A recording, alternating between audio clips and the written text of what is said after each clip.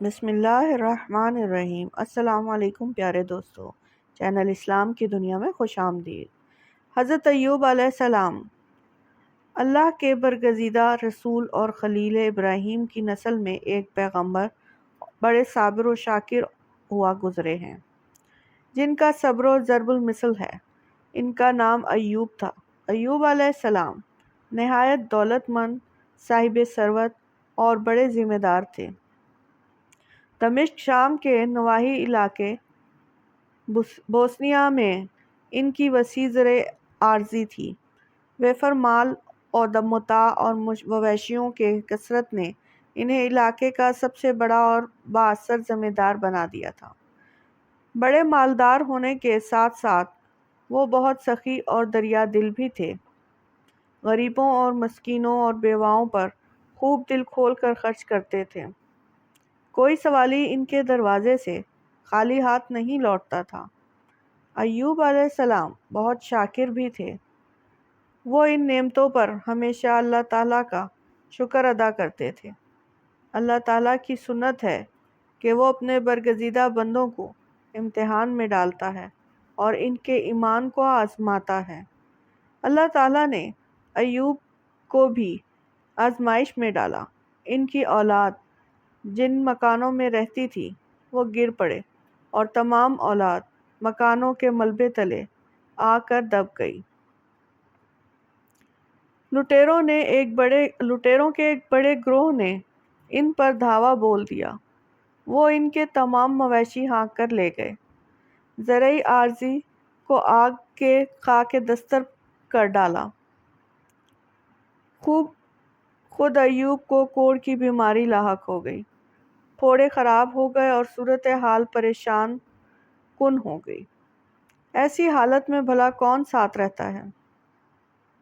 تمام دوست احباب چھوڑ چھاڑ کر چلتے بنے، سوائے ایک بیوی عالیہ کے، اور کوئی ڈھارس بننے کو باقی نہ رہا۔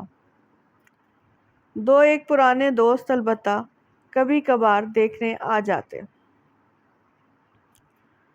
عالیہ بڑی اچھی خاتون تھی۔ وہ ایوب کے اچھے دنوں کی ساتھی تھی۔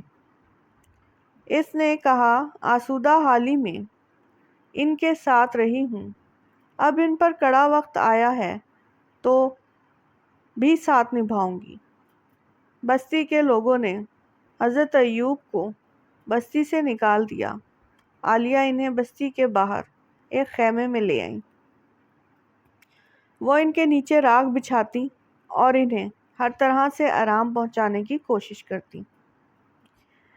رہائش کا مسئلہ تو کسی نہ کسی طرح حل ہو گیا، لیکن کھانے پینے کا بندوبست کیسے ہوتا؟ سیدنا ایوب نے تو کام کاج کے قابل نہیں رہے تھے۔ بستی کے لوگ قریب نہیں بھٹکتے تھے، مدد کیا کرتے؟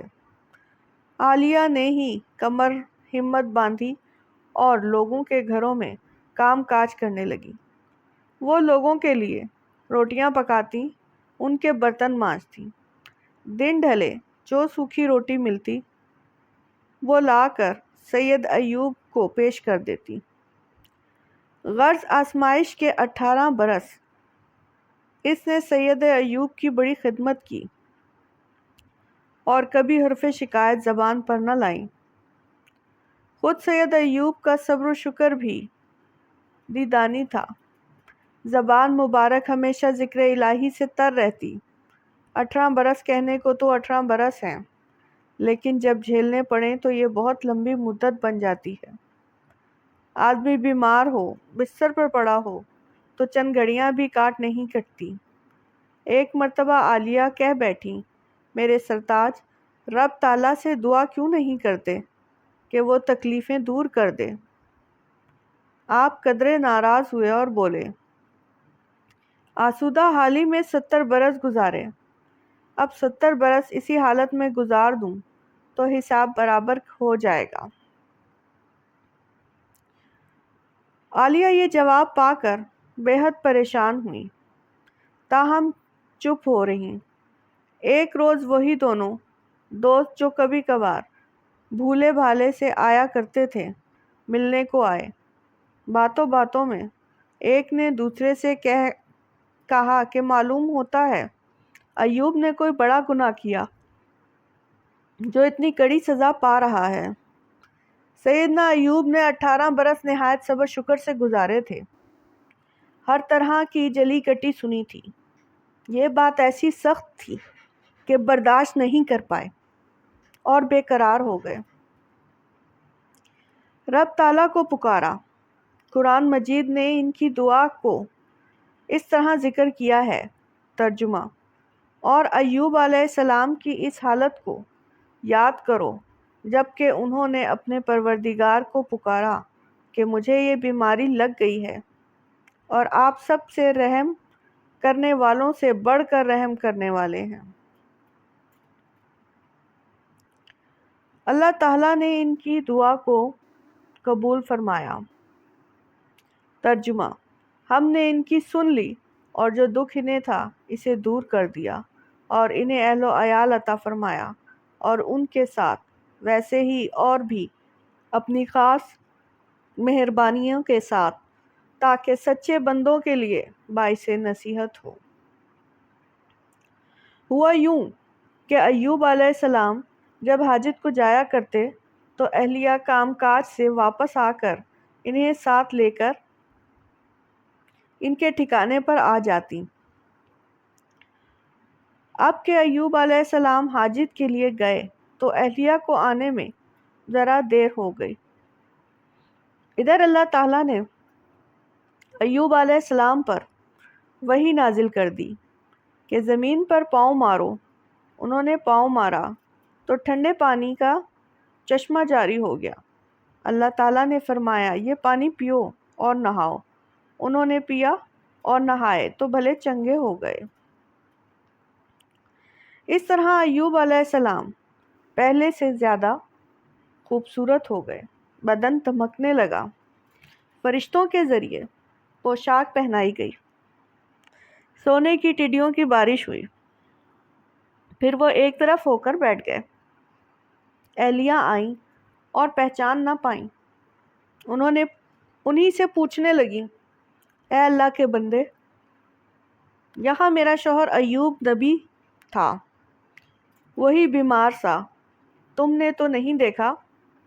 سیدنا ایوب علیہ السلام نے مسکرا کر کہا، اللہ کی بندی، میں ہی ایوب ہوں۔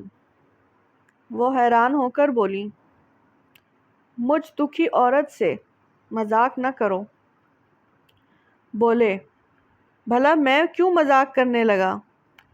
ارے بھلی مانس، میں ایوب ہی ہوں۔ آزمائش ختم ہوئی، اللہ نے مجھے بھلا چنگا کر دیا۔ تب عالیہ نے بے ساخت اللہ کا شکر ادا کیا۔ ادھر دونوں بادلوں نے سید ایوب علیہ السلام کے دونوں کھلیانوں پر سونا اور چاندی برسایا۔ مال و متاع، اولاد، عارضی مال و مویشی، نوکر چاکر، سب کچھ واپس مل گیا، وہ بھی دگنا ہو کر۔